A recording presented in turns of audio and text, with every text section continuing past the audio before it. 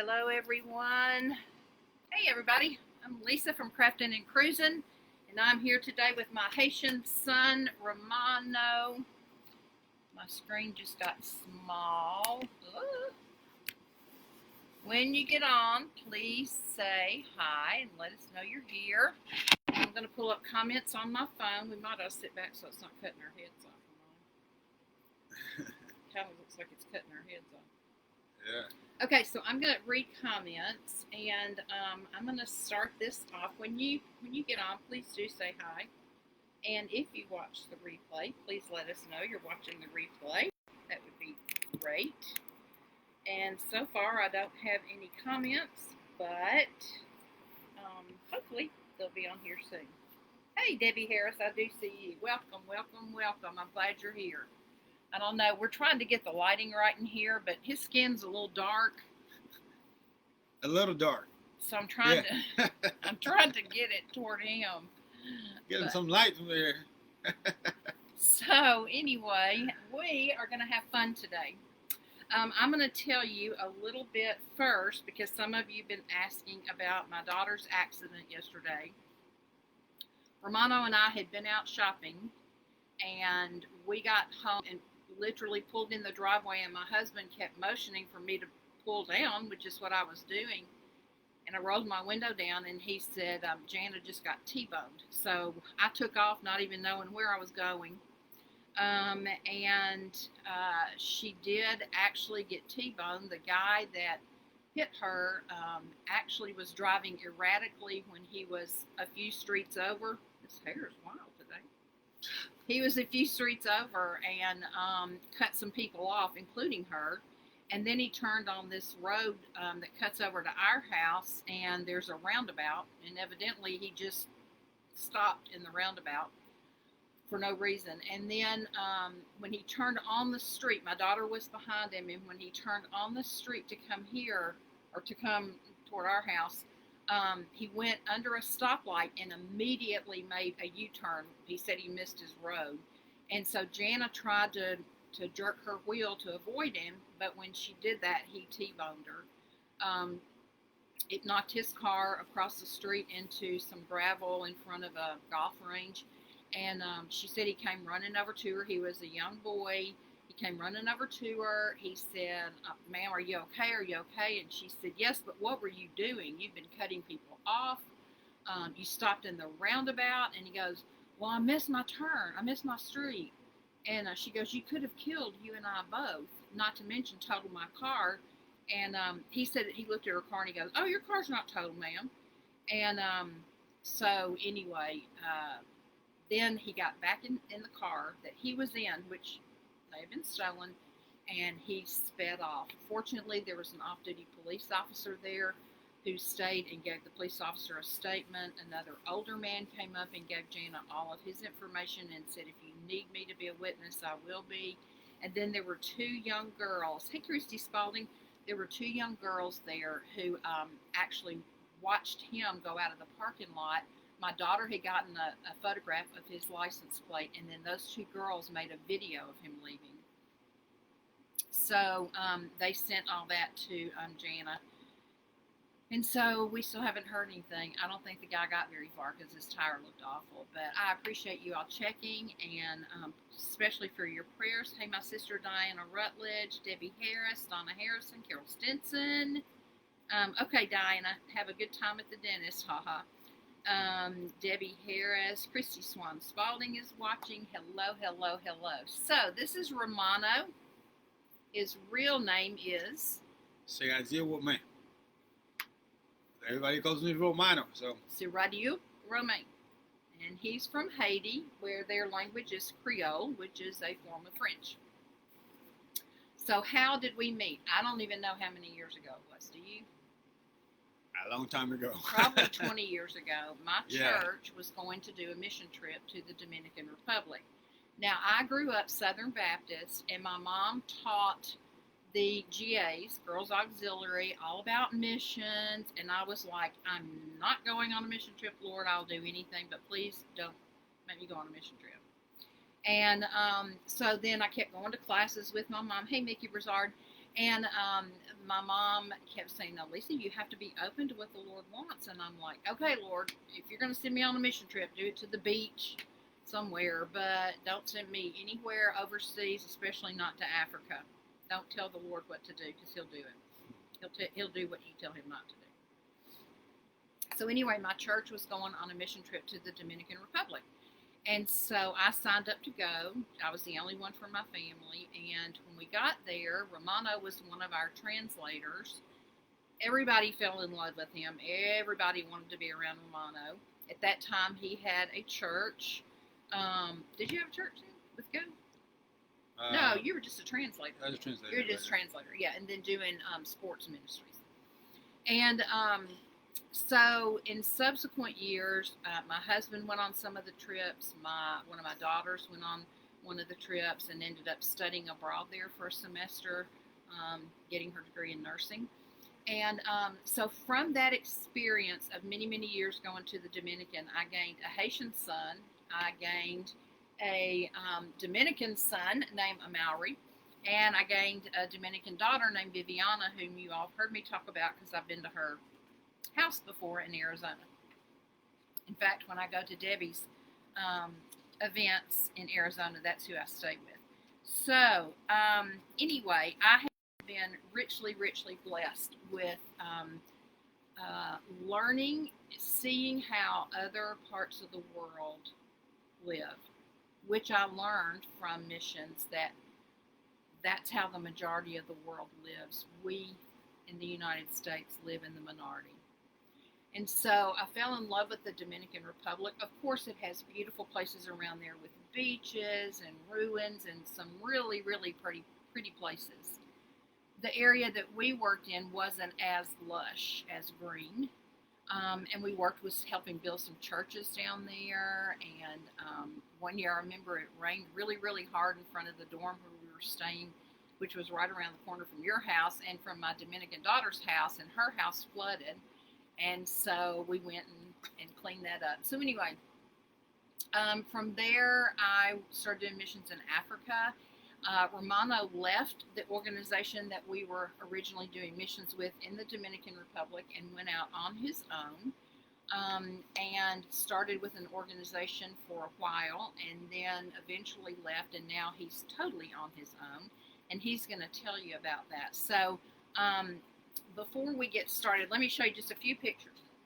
These I just printed on my printer, but this is he and I at his wedding. He just got married how long ago? 2 years ago. 2 years ago. This is my Dominican son, Amaury. I was mother of the bride. There's Romano with his beautiful wife, Elmas, and our dear friends, Jeff and Vicki Rogers. Jeff escorted me down the aisle. So that's one picture. Here's another picture of Jeff and I going down the aisle, and I'm beaming with pride because my son is getting married. This is he and I walking down the aisle, kind of looking silly. That's when my hair was really blonde, too. And then this is a picture of he and his beautiful wife, Elmas, and his baby son, Jaime, who is 7 months old. Isn't he precious? Oh, eat him up. And then the man that walked me down the aisle, these are his 3 daughters. 2 are twins, and they are very dear friends of ours. So that's how I met Romano. Now I'm going to turn it over to him. And Romano, the first thing I would like for you to tell the group, if you will, is how you escaped from Haiti and why you escaped from Haiti. Well, now everybody knows. So, like you said, my name is Azir Wome, but I'm known by Romano. So, from Haiti, I dropped out of school when I was 17, and a cousin of mine was going back and forward to the Dominican. By then, I had no clue. I didn't know what to expect or anything, but I had curiosity to go see another country. So my dad, at the age of 17, allowed me to go to the Dominican with my cousin, not knowing uh, what to expect. So I went there with him. On the way, I thought I was gonna. He was promised to get me there with him, and he had a place to stay in the Dominican and everything. Well, suddenly once I left the border of Haiti, we start walking through the jungle or to the farms and stuff like that instead of taking a vehicle. So to cut that short, I we spent 2 days and 2 nights walking to get to the place where we're supposed to get there in the Dominican. A lot of things happened on the way, but we finally got there. When we got there wasn't any house for me to stay with him, so I ended up sleeping for 8 months in the farm under like a tent, but it was not. It was covered, but not. It was Not something closed in. not closed in because they use it to dry out tobacco on the field. So it was um, not a good moment, but it's also helped me grow while I was there for 8 months before I started learning the language because I didn't know Spanish. I didn't know nothing about anything but Haiti by then. So that's how I got there, and then little by little, I was learning Spanish.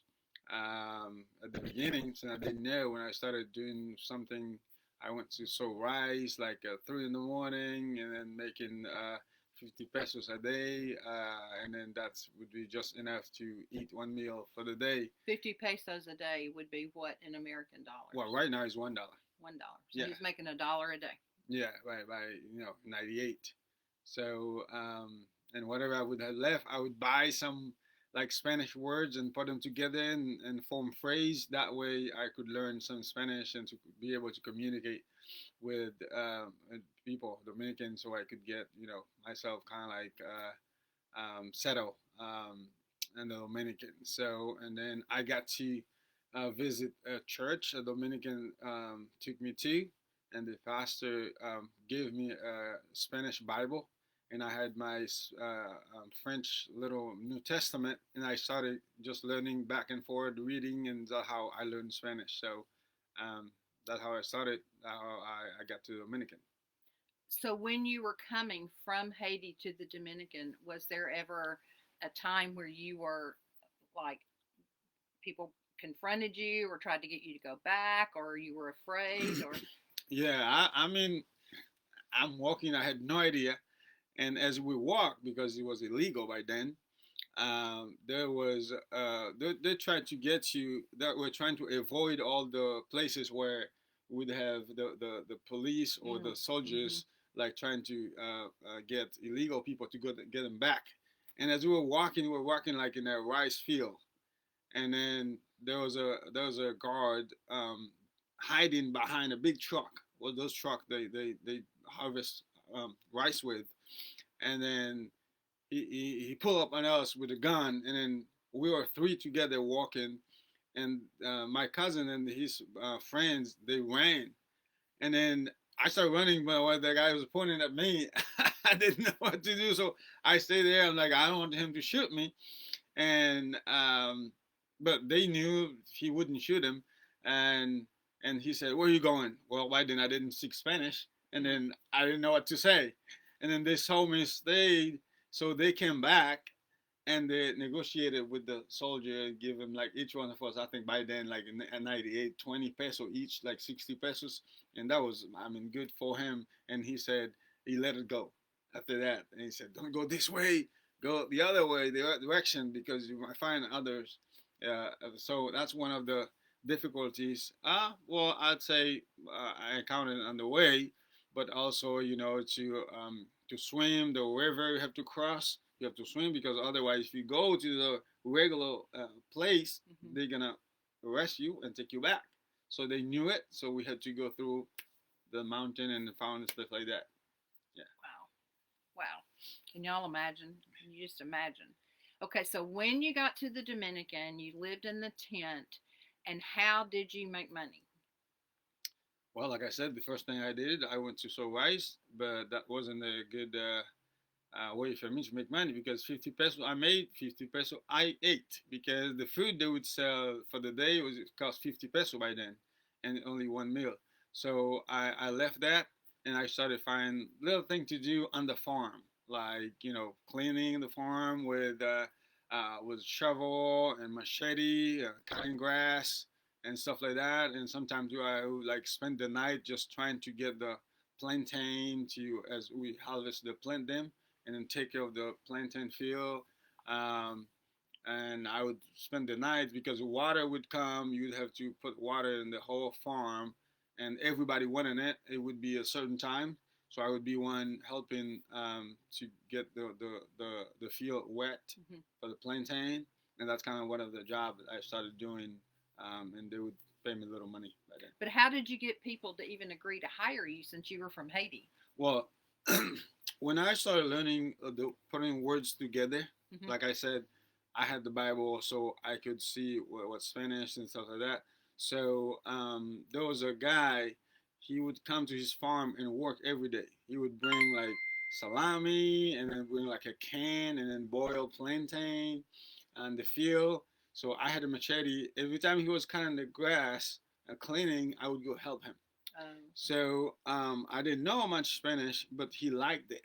So when the time came for him to have someone to help him like work do the farm, Hmm. he hired me by then, and which was a good thing. So when he comes, we boil plantain, we roast salami, and then we eat together. We bring like sugar and water, make like water sweet. I would call it Sugar juice. water, yeah. Yeah, but Hmm. that we would do, and then he said for me to work with him on the farm, planting the plantain, Hmm. and then when we harvest them, he would pay me.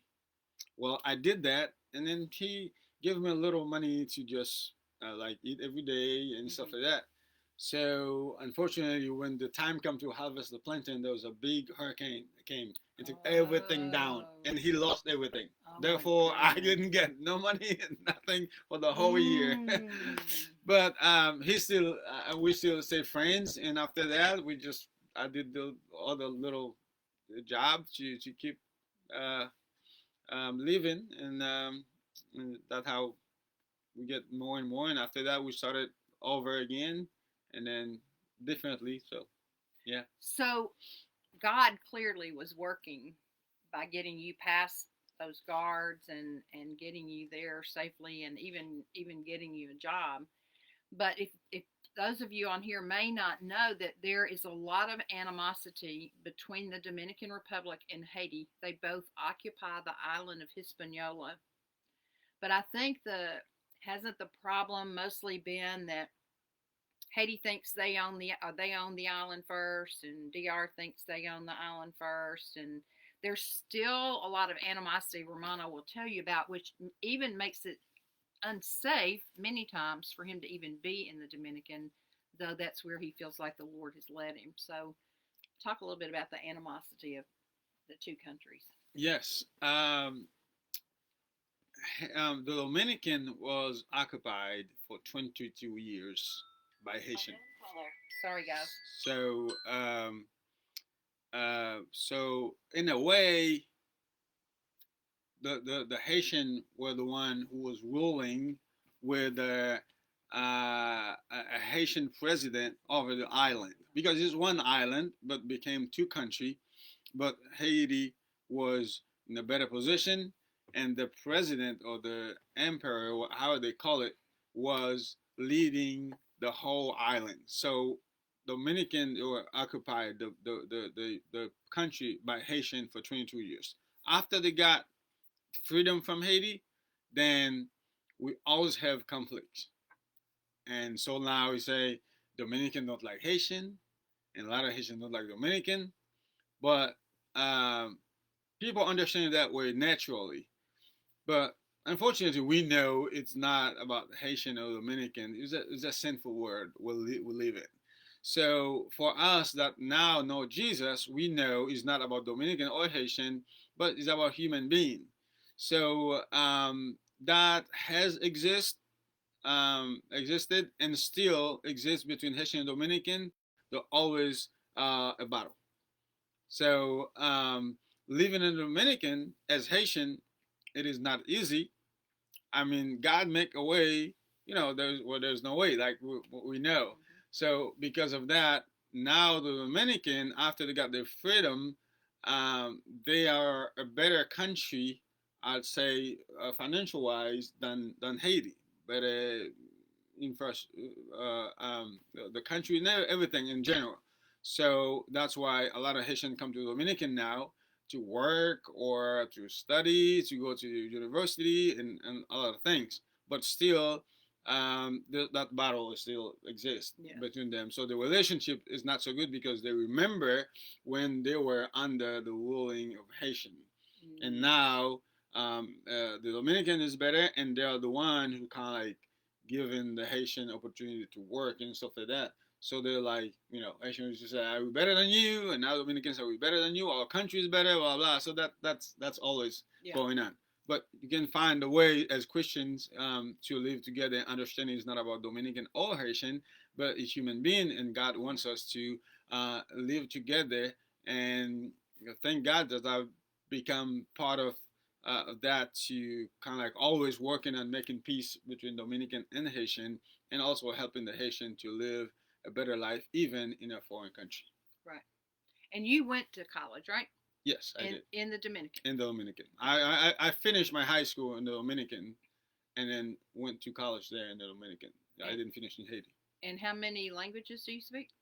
Well, I have knowledge on 5 languages. I mean, I can speak 3 better.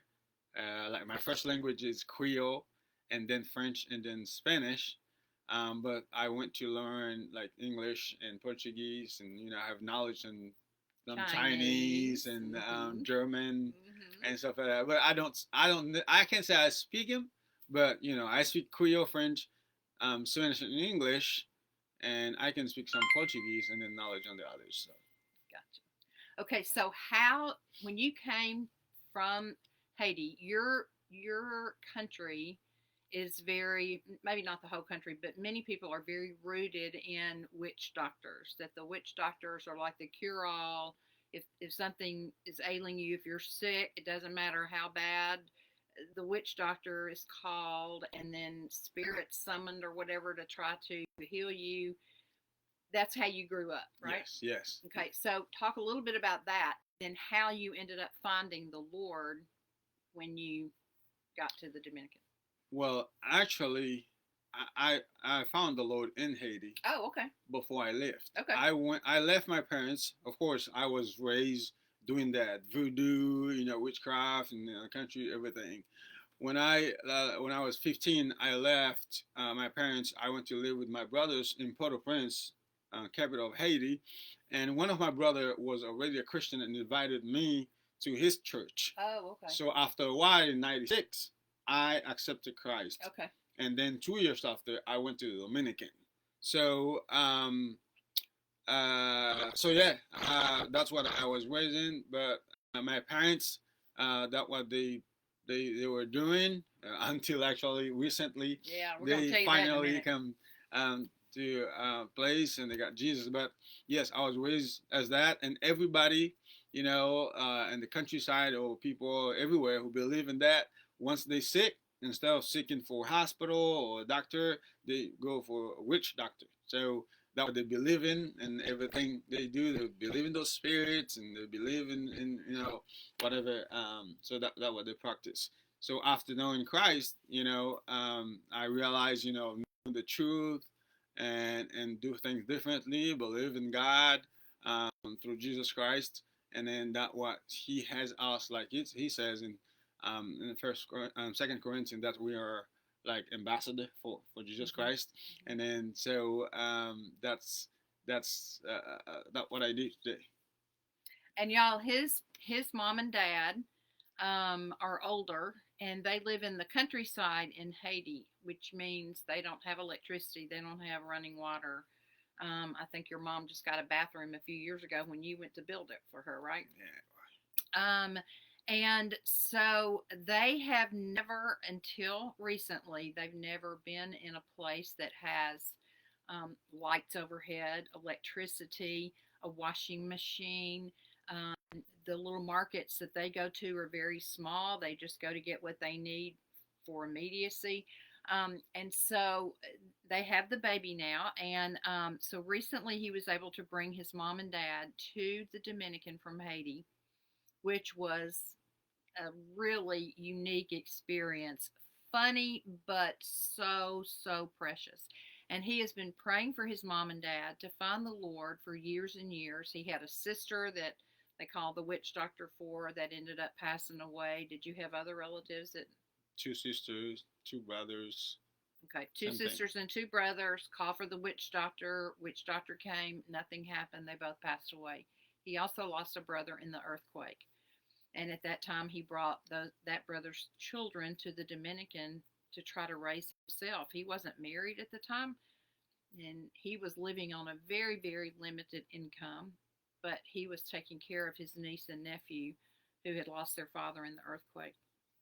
So all this time, he's been praying for his parents. We've been praying for his parents. And they came to visit him recently, and just tell him a few little things that were your parents were so amazed by that they just had never seen.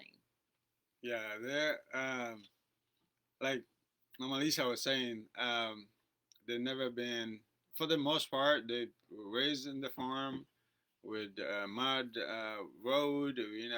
When it's rains, you can't go anywhere before. I mean, again, everything, muddy and everything. So they come to Dominican. They're not used to the lights and everything, or television and stuff like that.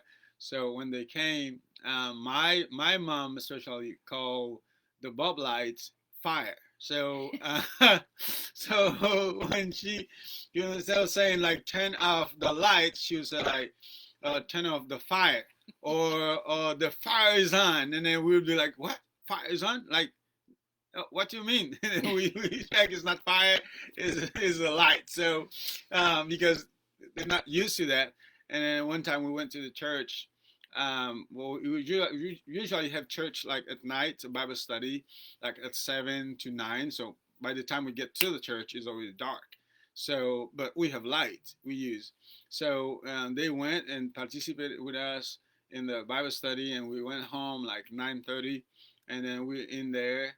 And then I opened the door of our house, and she looked out. She saw it was dark, and she's like, "Oh, is it already at night?" I'm like, "Yes, Mom, it's at night. It was at night when we went to church." It's like, "Oh," I didn't realize it because we went to the church in our car, and then we got there, and everything is bright light because we have light, and come home, and we also have light. So when he saw it out there, it was dark. She even didn't realize that it was already night because where they live, when the 7 it's dark, there's no lights, nothing. So it was funny, but fun at the same time. It was a blessing to have him come visit and experience a lot of things. And then, but most importantly, they decided to give their life to Christ last year. I mean, I cannot thank God enough, and everybody who have praying for. Yes, it's definitely a miracle. They have been doing all their life, and my dad is 82, and my mom is 72. So all they have done is serve the saints. So those things they call loa, or the spirits, and what we live in. But now they've given their life to Christ. So. A lot of prayers, and I thank God, and thank everybody that have been praying for us and for them, for that to happen. I'm so joyful and thankful for God, and everyone would help us do that. I mean, still need prayer for them to just keep it until Jesus said it's time for them to go. That's right. Your twin is on here. Huh? Your twin, Vicky, is on my here. Twin, Vicky, my twin. From another mother. My best friend, Vicki Anderson, that I travel with every year, that you all been praying for with her brain surgery, is on here. And she and her husband are some of Romano's supporters. And she's been with me to the Dominican a couple times, and they call each other twins. So they don't look anything alike, though. Her skin is really, really light. We smile the same. You smile the same. Your blood is still the same. Well, yeah, color. We have red blood. And you still belong to Christ, both of you. So that's all that Yes. matters. Yes. Okay, so in the Dominican, once you left the ministry that you initially started working with, where I met you, um, then you felt like God was calling you to go off on your own and plant churches, correct? Yes, definitely. And then to do something with soccer, which is the like national sport of Haiti, right? Yes. Not of the Dominican, but Haiti. Okay. Yes. So tell them a little bit about your churches that you, all three of them that you started, and then about your men's and boys soccer ministry, because I think it's so vital to what you do in the Dominican. Yeah. So yes, um, I was working, uh, doing different things, like in the ministry where I met Mama Lisa a long time ago, many years ago, and after there was a time to change direction, and I started doing ministry on my own. Um, and I felt the call to like start churches. What we do that through, we believe that, you know, we can build relationship and start like small group and then talk to them about Jesus by doing soccer and doing sport. So we I have had the opportunity to start three churches so far. The two are living, one didn't make it, and I've been pastoring the second one for the last 10 years, which is, I say God's will because it's not for me. I don't feel like for me to be a local pastor just in just one church, but to start them and then work with other pastors to do so. And doing soccer ministry, it's one way to build relationship with people, especially with Haitians in the community, since the needy community. So everything is difficult, everything is hard in the country, but once you can build relationship, like everyone love the sport, like soccer especially, for as number one sport from our country. So I use that as a way to build relationship, and then could create small group and talk to them about the Bible, and eventually start church. So this is what I'm doing until today. I have a adult soccer team that we play different team. We have tournament. We have, I mean, friendship games with different other teams, but all is about, to build relationship and tell them about Christ. And I also have the kids. A lot of the kids we help not only to teach them soccer, but also to teach them about God, about better life. Because a lot of things have been, affected from the earthquake in 2010 in Haiti, came to Dominican, lost parents.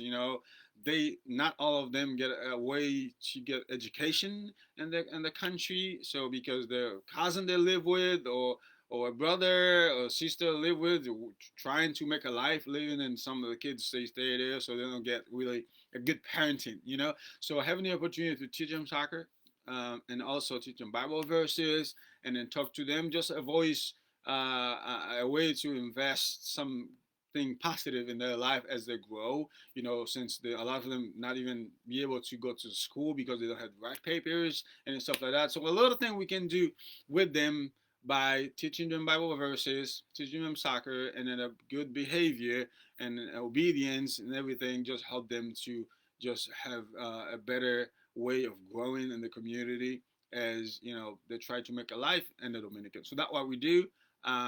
Every Saturday we have kids soccer ministry, call it, and then we have the team who practice twice a day, and sometimes have play. But ultimately, what we want to do is changing life and souls coming to Jesus. So is that what we do? So God has been faithful so far, and then doing this is not easy, like I said, but having Mama Lisa and the family that I've met, and other friends and brothers and sisters have come along to support us, collaborate with us, little by little as we grow, because we understand every time we have the opportunity to start a church, a soccer team, or a soccer program with kids is an opportunity to witness about God and for our life to change. So we believe in it, and we know that God is working and is with us to be doing so and use other people who come along who believe in what we're doing and support us as we do it. So even coming to the state is an opportunity to thanks because most of the people who collaborate and help us to do so live in the state to personally thank them every time we have the opportunity, and also just write them thank you later letters to tell them what we're doing every 3 months, or talk to them. So that's what we do, and maybe there's more detail if someone would like to know. Um, so yeah. So, as he mentioned, all of his support comes from people in the United States. And for years, when he was with another program, um, in fact, the entire time I knew him in that program for many, many years, the amount that he made every month was the same.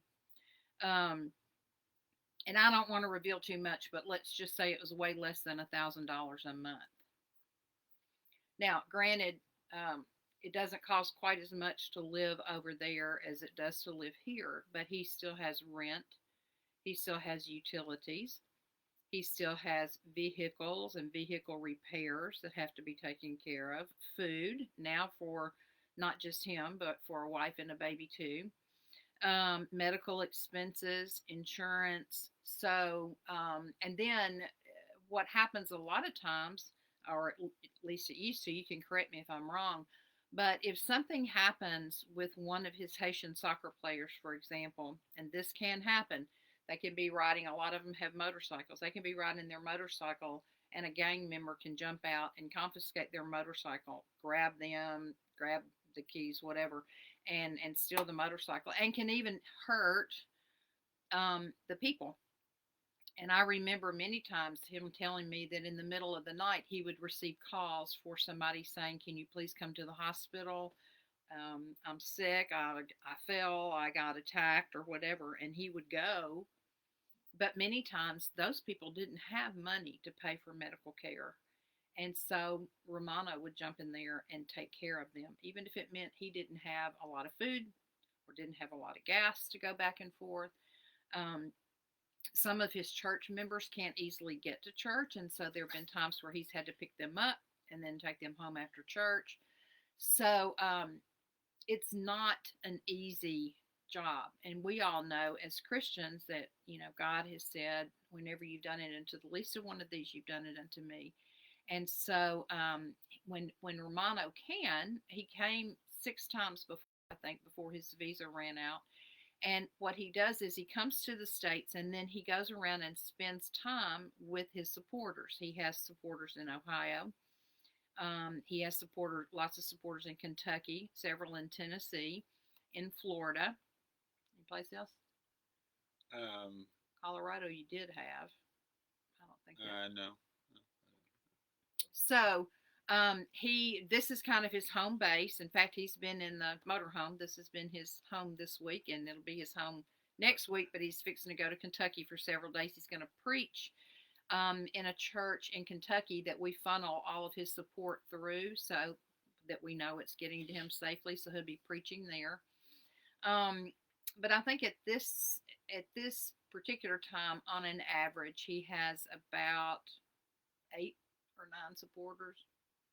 Correct. Is that right? And the other difficult thing is he doesn't always know exactly what's going to be coming in every month, because some people can give more one month than they can the next month. Some people will get a bonus and send a lot more.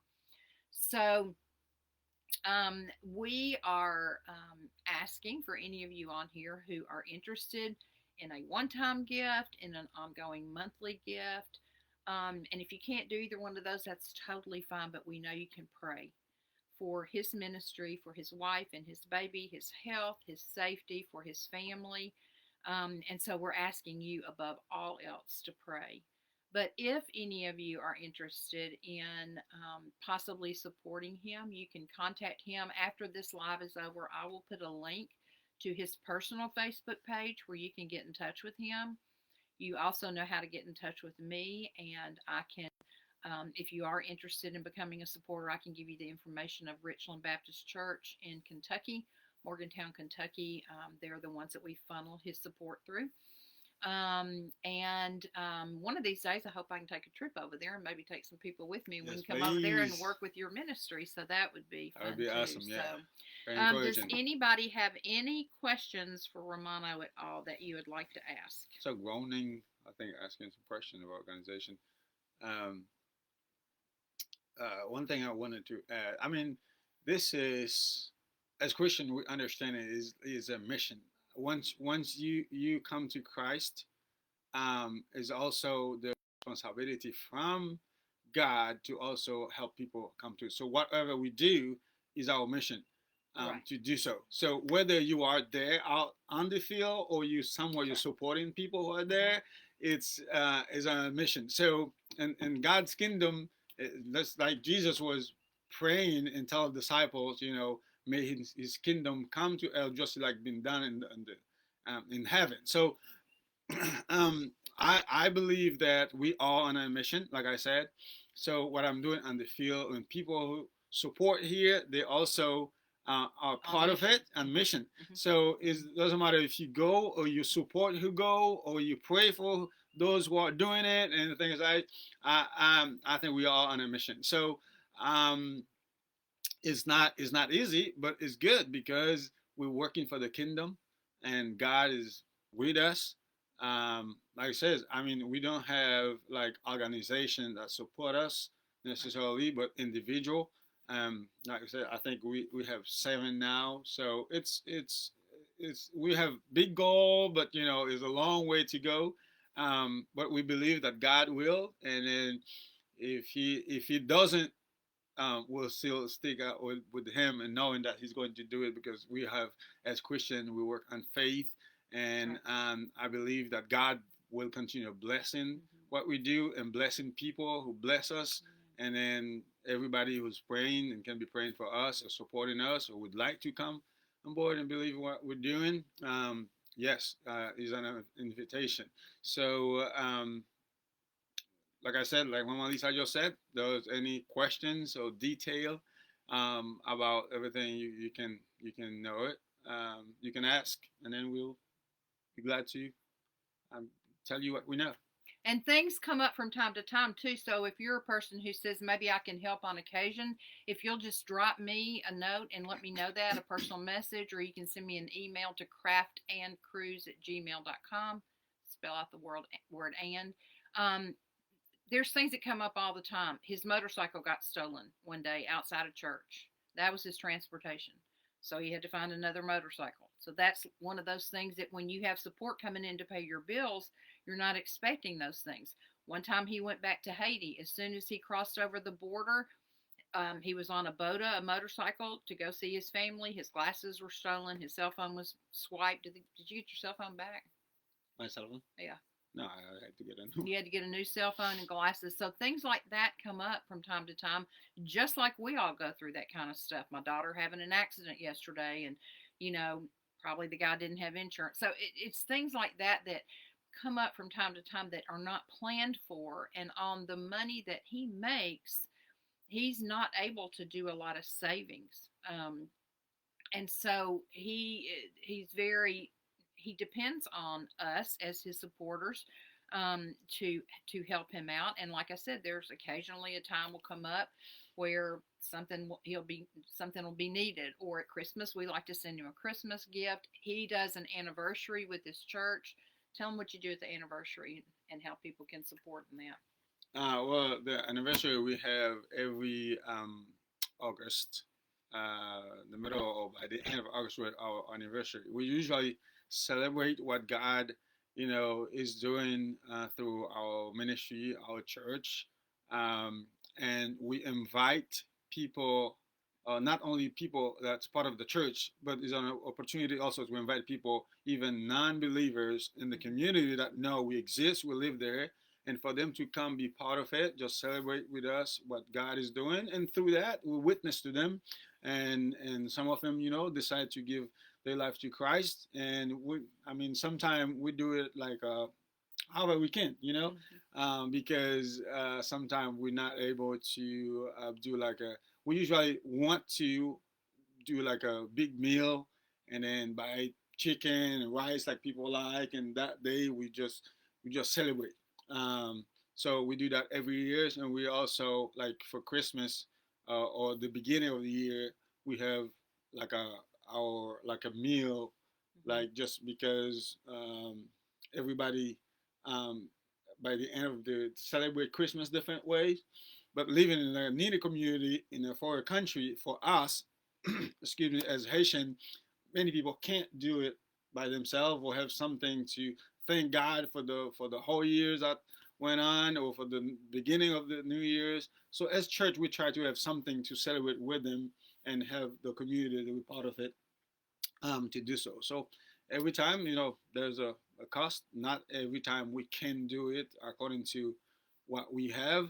So we're surviving, but God has been faithful. And sometimes we have people who come out and say, "Okay, I want to support. How much that cost?"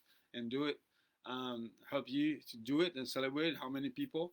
And then And don't you usually give chickens to everybody yes, there? yeah, we Yeah, have so they'll chicken. give a chicken to every family that comes, right? It's a family that you give it to. If it's not enough to give like chicken to everybody, we just gather what we can gather with cooking, and everybody come, and then we mix it with rice and other thing and share the moment. So So it's a whole chicken, and how much does it usually cost per chicken?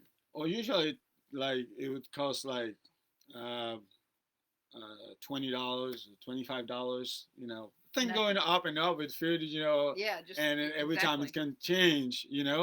But whatever it is, if somebody says, "I'm gonna help you with 5 chicken," maybe you help with 3, 4 families to Hmm. to help, and then we get that, and somebody might say like, whatever Hmm. it is, because when we do that, we also have other things involved because you not only get the chicken or the food, you need other things, drinks with it, and then whatever people can do to support it, and while we have that, what we use, um, and get to where we can get with So their ministry goes beyond just who's in the church. And you have to understand too that the Haitian community is very migrant. So people move in, they get a job, then when that job's over, they have to move out, other people move in. So it's not always the same people that are there. But they all have needs, and he usually will go live from these events so that we can watch and see them having their meal and getting their chickens, and he usually tries to go live every Sunday when he's at church preaching. Spell for them how to find you on Facebook. I'll put the link, but spell it for them. it. As my Facebook name is Romano. Once you type out Romano, and you'll see my face and my page, because I started that way because everybody knows me by Romano. So I have some friends and family that couldn't find me on Facebook, so I added my real name, which is Seagia Romain. So we see that edit with it, but when you spell Romano, you'll see my face and my Facebook, so you can find me there. You can PM me anytime and pray for us. Like Mama Lisa said, it's not just doing church or doing soccer, but through that we do our ministry in a whole, because a lot of people they because they're surviving, they want to survive, the country is so bad, the situation, they just move and find where to make a better life. Sometimes they're illegal, so that when they get in trouble as a pastor, as a leader in the community, they come for you. Anytime it's a full-time ministry. So Mm-hmm. I have a family we have to take care of, but serving people, and then some in a foreign country, illegal, legal, and where they need, they're hungry, they need other things. Somebody might want to come to church, but they have clothes, they don't have shoes. If you can meet them there, halfway, or help them to come to church, it's about people's life. So whatever you can do for one life to be saved and That's come right. to Christ and have a better way of living, that's what we do. So That's right. That's exactly right. Just doing unto others as you would have others do unto you. It doesn't matter their race, creed, color, where they live. It doesn't matter. So, one more thing I want you just to touch on briefly before we get off here, and that is a little bit about what is happening in Haiti right now, so that people can get a more clear picture from someone who knows. yeah, it's really bad in our country now. Since it was bad before our president was killed, But 1 year ago, last year, he was killed, and then everything got out of control. So the country pretty much is ruled or governed, or not governed, but controlled by the gang members now. So they fight among themselves. They're kidnapping people everywhere. People don't feel safe anywhere. Excuse me. To live in the country. So everybody wants to leave the country, and it's so bad. So they keep coming to the Dominican, or different place, and need everything. So and that's why we as ministry, we expect to get those people that come, like hiding. Some don't would not want to leave the country, but because of the situation, they're trying to get save their life. So and then that's bring another opportunity for us to witness to them as they come. At the same time, we're serving them the way we can, with food, with clothes, with everything. So that we really need a lot of prayer for the country, and a lot of support for people. And then we just try to do our best to serve them. And then it's not gonna change. We don't see the changing coming anytime soon, but we believe that God can do something and someday for that to happen, to change. But while then, we as Christians, as people who may be in a better place, try to do things for people. And my family still live there in Haiti. Thankfully, they live in a country where it's not very crowded like a lot of people, but still everybody's affected. The country's a mess right now. But your And wife's family lives in Port-au-Prince, which is the yes, capital. yes, my wife's family live in Port-au-Prince too. Yeah, so it's really hard. So because of that, then people can't find job, people can't find. So we, the one who live in a better place, other country, try to support the ones living in Haiti. But unfortunately, we cannot just bring them really with you. You can help some. So there's a chaos everywhere. So need a lot of prayer and support to and I mean to wait and see what God is gonna do. Another reason that we would love to increase his support, because he tries to send money back to his mom and dad and siblings when he can, because they're over there, they can't do anything.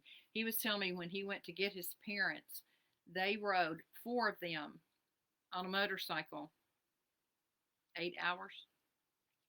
Um, yes, 8 hours on a motorcycle. I mean, not on a motorcycle, because the thing is, being on a motorcycle is not the worst thing. The worst thing is the road. Yeah, the road was terrible. And his dad is 82, his mom is 72. But they were fortunately and blessed by God that they got back to the border, got to cross the border without anything happening to them, and then he was able to get them back home. And like you said, they live in the countryside, but his wife's family lives in Port-au-Prince, and so they need lots and lots of prayers. But it's hard to be able to send resources back financially to your family when you're struggling just to keep your own family up and going. And so anyway, we would ask you to prayerfully consider how you might be able to help Romano if you can. And most of all, we ask you to pray for him and his family and his ministry. And once again, I'll show you the pictures for those who got on late. This is when he and Elmas got married in the Dominican, and I served as the mother of the bride. And this is my Dominican son, Amaury. We stayed at his house. The wedding was at his house. And then here's his wife, Elmas. And then Jeff and Vicky were formerly with the same ministry he was with, who are dear friends of ours. And this is their three girls, two of which are twins, profoundly deaf, getting ready to go to college. And then this is Jeff walking me down the aisle, and don't I look like the happy mother whose son's getting married? And look at that blonde hair, my goodness. Whew. He was really blonde. And here's Romano and I looking silly going down the aisle. He's looking at people like, yep, I'm fixing to do it. I'm 39 years old and I'm fixing to do it. And here is he and his beautiful wife. And look at those chunky cheeks on that baby boy. 7 months old. And he just talks to Romano when he calls him. He starts saying, Dad, Dad, Dad, Dad, Dad, Dad, Dad. And he'll get on there and sing. But y'all can pray for him. He's not eating very well. I think he's cutting teeth. And he's just not, he's nursing and drinking water, but he's not eating food. So I don't think I saw any other. Let me make sure I didn't see any other questions on here. Hey, Shelly Stacklin. Hey, all my friends that came on. I so appreciate you all coming on and hearing Romano's story. If you have any questions for him or for me, just let me know. You can PM me. You can email me at craftandcruise@gmail.com. You can get in touch with Romano on his Facebook page. It's Romano, Romano, Romano. And put that down twice. And they say you have a beautiful family. Thank you. And thank you very much. So he'll be going to Kentucky next week, and then he'll be back here the 21st, and we're going to try to make a trip to Ohio to see his supporters there. Maybe stop by Lexington to see my other daughter and her family. And then he'll be heading back to the Dominican on the 30th. So we appreciate you being on here. Will you close us in prayer? Yes. Yes. Okay. Thank you once again, everybody who will listen to us. And I know we're going to be praying for us, for me, for the family. I will be praying for you too. And I pray if you guys put something in your heart to do it and be part of what we do, you're welcome to. Thank you very much. Let's pray. Heavenly Father, we thank you for who you are. Thank you for this beautiful day. Thank you for this beautiful moment. Thank you for Melissa and Rodney and the whole family that allow me to be a part of the family and be here at this moment. And thank you for the life we have this morning. Thank you for everyone who took the time to listen to us and watch this morning. I'll bless each one of life and ask for your blessing for life and give them good health and then take care of them. Thank you for the opportunity to pray for the one who are suffering from our country in Haiti right now, for the country and for the governors, and to have a better way of leading so people can be safe. And thank you for the one who live in the Dominican. Thank you for our church. Thank you for everyone who willingly to follow you and then support your ministry and support what you want to do so your kingdom can continue growing and growing. Thank you. We love you. And we know that, everything can be as bad as we can see it in the world, but we know you are in control and you will lead us to go where you want. Thank you. We love you.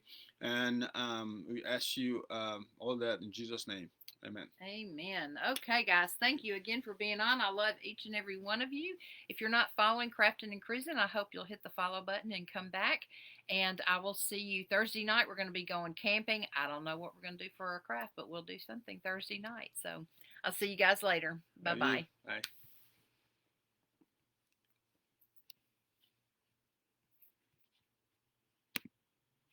I didn't know how to end it.